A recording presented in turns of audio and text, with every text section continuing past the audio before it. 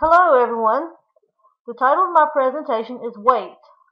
I will discuss with you how to make smart choices and decisions now at the age of 13 or 14 that will help you have a healthy relationship for the rest of your life. The choices will make you feel accepted, nurtured, connected, and well loved.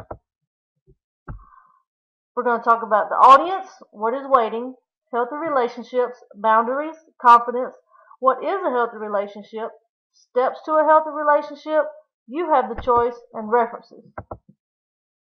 Today I'm talking to a group of 8th grade girls from Fifth Street Junior High in West Point, Mississippi.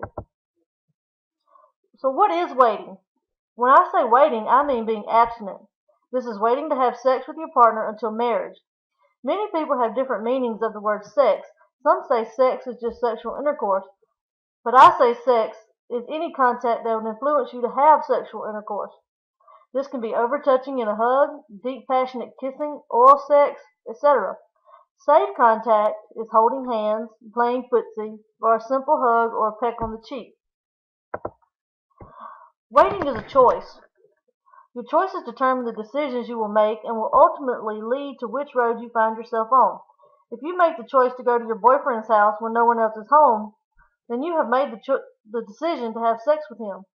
You may resist him, but you will eventually give in.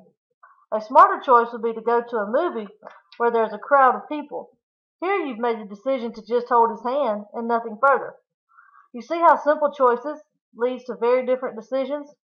When you wait until marriage, a lot of good things wait for you.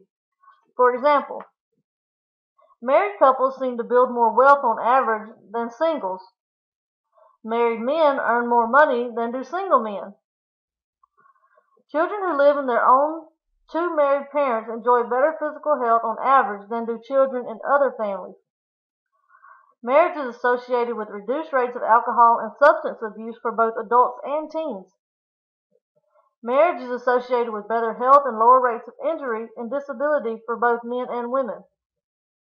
Divorce appears to significantly increase the risk of suicide. Married mothers appear to have lower rates of depression than do single mothers. Boys raised in single-parent families are more likely to engage in delinquent or criminal behavior. And a child who is not living with his or her own two married parents is at greater risk for child abuse. Healthy relationships come from family, friends, your emotions, and your values. All of these things help to influence the choices you make. Family does not always portray a healthy relationship, but it will help you to see what you don't want for your future, and some families are a perfect example of how to make good choices.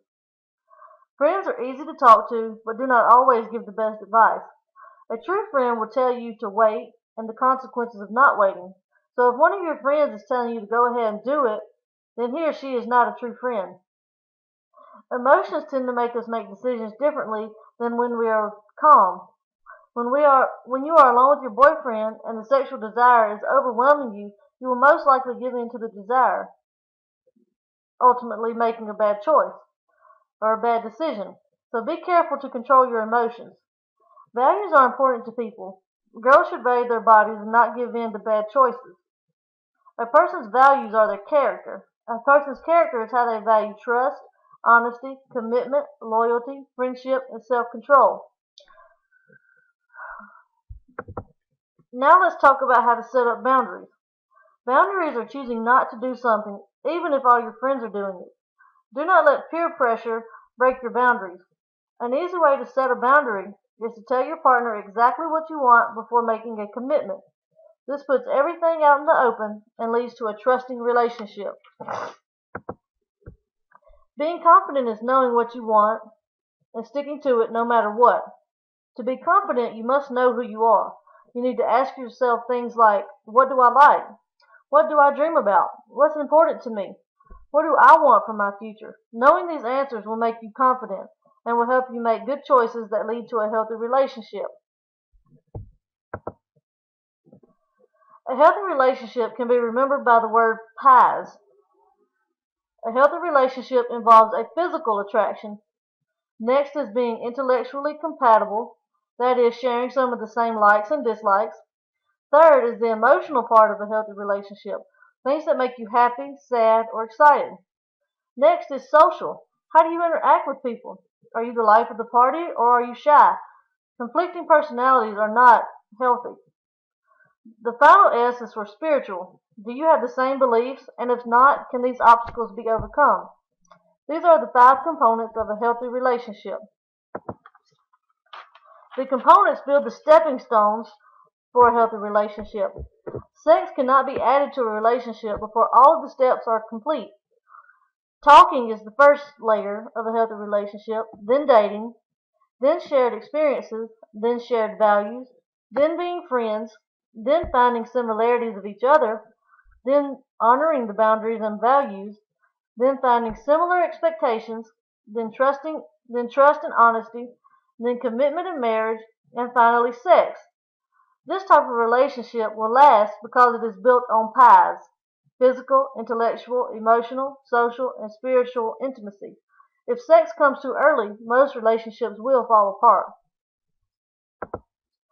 So Mississippi statistics say that 57.9% of high school students and 28.4% of middle school students reported having sexual intercourse. In 2009, Mississippi ranked highest in teen births with a rate of 64.2 births per 1,000 females aged 15 to 19, compared to the national rate of 39.1 births per 1,000 U.S. females aged 15 to 19. And Mississippi's 2010 teen birth rate is 55 births per 1,000 females aged 15 to 19. And 23% of babies born to teens are repeat births. This means they've already had one child before. So you have the choice. Do you want to pursue a healthy relationship with your partner before getting too involved? So you really do have the choice to have a healthy relationship. First, make the choice not to be in tough situations. This is being smart and not falling into temptations. When in a tough situation, you can always find a way out. You need to look for a door of opportunity to get out of the situation. Go find an adult, a friend, or just simply walk away and say no. By putting your wants and needs out in the open before a relationship gets too serious is the perfect way to avoid tough situations, because all you have to say is, I've already told you I want to wait, so stop pressuring me. The references used for this PowerPoint were the American Pregnancy Association, Mississippi Department of Health and Human Services, Rector and Johnson, Teenage Sexual Abstinence and Academic Achievement, Stay Teen, Teen Health, and the Weight Training Manual. Thank you.